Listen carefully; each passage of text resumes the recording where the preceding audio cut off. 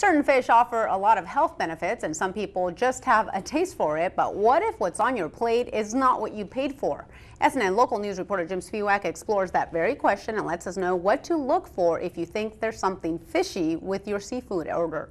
Well, it may have happened to you before without even realizing it. A restaurant knowingly serving you an underpriced piece of seafood while at the same time advertising it as a top-of-the-market catch at top-of-the-market prices. People are trying to buy grouper and they're actually getting tilapia. Customers and diners beware. When ordering fish and seafood, some vendors are not always selling what they're advertising. And the reason? Well, it all comes down to dollars and cents.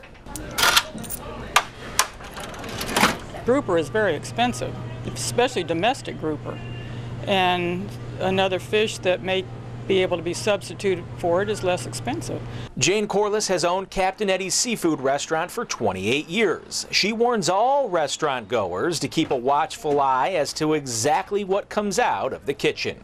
If you go to a restaurant and you get this huge piece of fish on a sandwich and it's not very expensive, you know that's not grouper because the restaurant couldn't stay in business. But it can still be difficult for the customer to really know what's on their plate is exactly what's advertised on the menu.